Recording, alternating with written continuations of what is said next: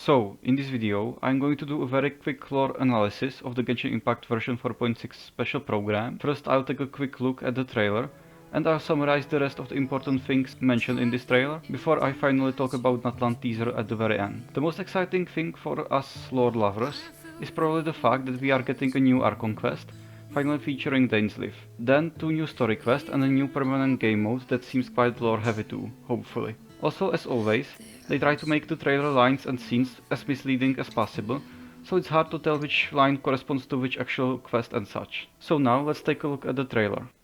Traveler, Paimon, would you join us and play Marechaussee Hunter Judgment Day? So right here you can see that Navia mentions Marechaussee Hunter Judgment Day, which is probably supposed to be some kind of board game or something that we participate in, likely as part of Chlorine's story quest, which could be pretty interesting. This script was adapted from the real history of the Marechaussee Hunters. You all will play the role of hunters from... As you will see later, Chlorine clearly has some connections to the Marechaussee Hunters, and I don't know if she counts as one of them, since it is a special detective force led by Nuvillet and connected to previously Remuria, and most of them are Melusines, but we know that Chlorine is a successor to the Marechaussee Hunters, and that she is trained in their type of swordsmanship. From a bygone era and resolve a series of events. By the way, all of this seems to be part of probably the story quest, or maybe some new event. Unfolding in the capital.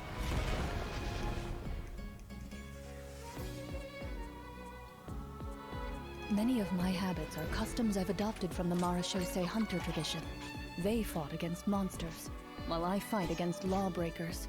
For when I draw my blade, I am but an instrument of Fontaine's By the way, Chlorine seems very cool, and I am very excited to get her. law.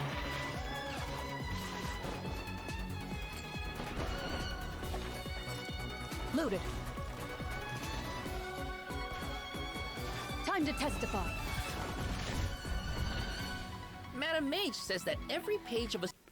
This line is also pretty interesting, because there is mentioned Madame Mage, and this whole place where we participate in the new endgame mode is clearly connected to Hexin Circle. One of the people who wrote the stories and allegories is also a member of the Hexin Circle, and she was called Ender's daughter, and she wrote the book called War Princess, which is a pretty well-known book in the lore community. And so far, it looks like this book is also referenced in the game mode. As you likely know, this has something to do with Irminsul and how information can be tampered with, or even erased from history, unless it's written as a story or allegory, which is probably why the book by Madame Mage is important. Also, I think it would make a lot of sense if this whole place was created by Nicole, since Madame Mage probably refers to either her or Alice, but I don't think Alice would be involved this time. And we also saw the same T-set Nicole used when she met a traveler in one of the shots in this live stream. The storybook is a segment of the present. So vast and mysterious. There must be quite a story behind this place. So, I'll explore this place with you to the end. Let's never stop hoping for victory. Way ahead of you!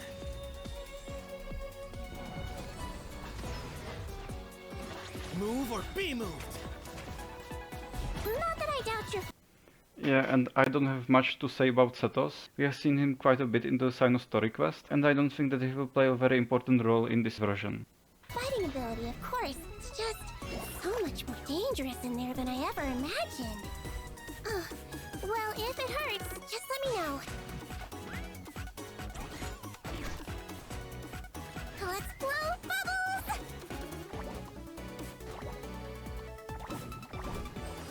Don't be nervous. Just relax. A strange disease. And yeah, this disease that's mentioned here is probably just part of Sigewin's story quest, but that's something I cannot say about the other lines, because, well, as I said before, this trailer tries to mislead us as much as it can, so it's hard to say which line corresponds to what. One I suspect that every Fontanian suffers from.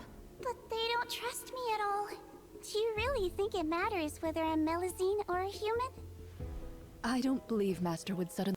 Yeah, and this is obviously part of Chlorine's story quest, and I don't know who this master is, but it's probably someone pretty important, since it could be connected to the Marechaussee Hunters, who are also pretty important in the lore, so that's gonna be interesting. disappear for no reason. There must have been something she just had to do. In the new world, they bade farewell to...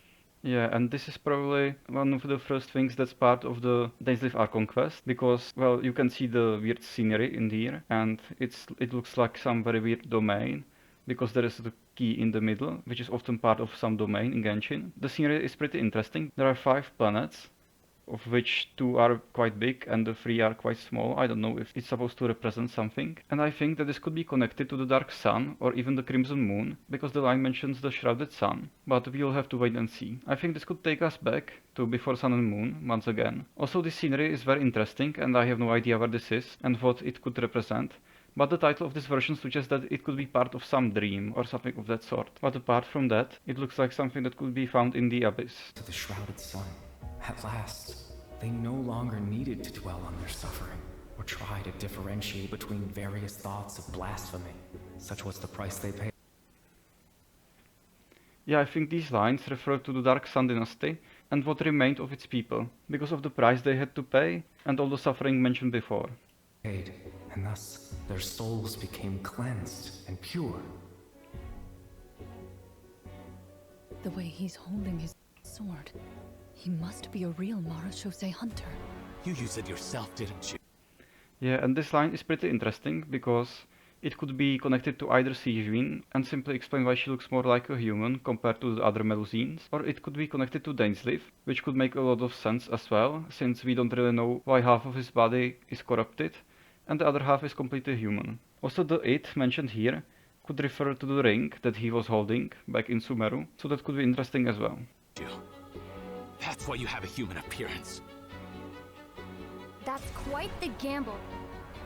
Okay, you can actually see a Remurian soldier here for a moment, and I think this is part of the new Dainsleif quest, which is very interesting because it doesn't look like we are in Remuria for most of the time, but at some of these frames, if you look closely, it kinda does look like Remuria, so it's very hard for me to say. But I believe that I am the one walking into a trap. Okay, right here you can see the Abyss sibling holding a sword behind Dainsleif, and it seems like she wants to attack Dainsleif, who seems to be in Enkanomiya right now, which is also very interesting, because we haven't been in Enkanomiya in a while, and I don't know if this is actually happening, or if this is some kind of dream or an illusion, but it looks like Dainsleif has done something the Abyss Order doesn't like at all.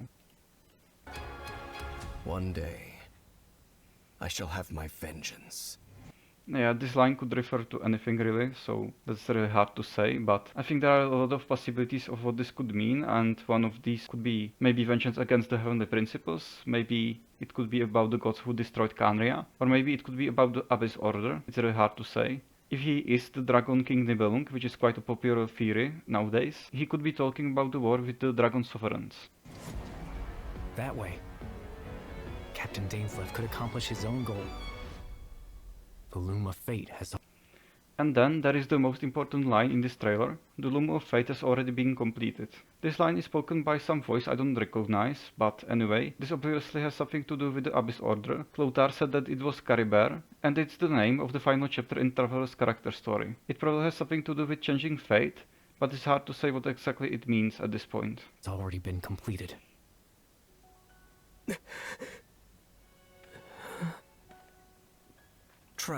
And this place looks very similar to the Eternal Oasis that we found in the desert. If you look at the Traveler, you can notice that he walks on water, exactly the same as in the Eternal Oasis.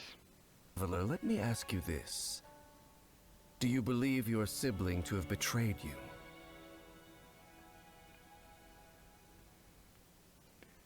Alright, that's it for the trailer. Now I'd like to take a look at the Natlan teaser. So, in the very beginning, we can see these 6 symbols that probably symbolize the 6 Natlan tribes and the new mounts, if I can call them that, or rather the animals we can turn into. And each of them seems to be a different elemental type. So far, it seems like the exploration in Natlan will heavily rely on these mounts.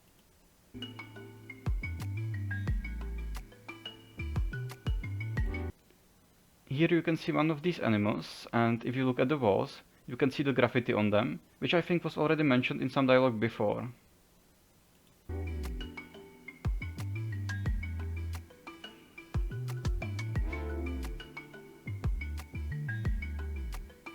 So it seems like each animal will have different abilities that we can use in the overworld. Like for example, this animal can dig in the ground and it probably just provides some faster exploration.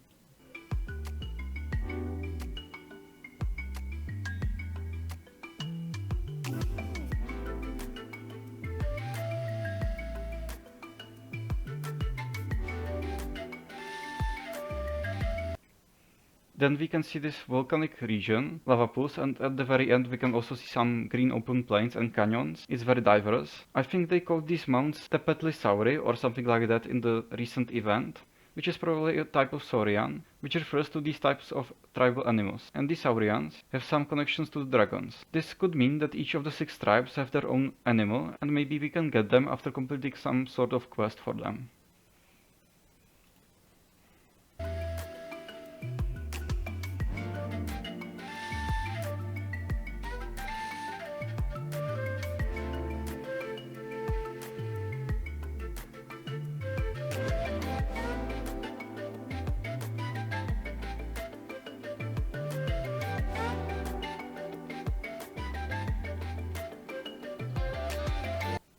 So here you can see the green open plains, and you can also see this something like a dragon. That looks like it could be another mount, or what should I call them. Also there are these huge ancient murals on the walls, so I wonder if they have any deeper meaning. And in the back we can see Sumeru, so we can deduce that Natlan is indeed in the west or southwest of Sumeru Desert.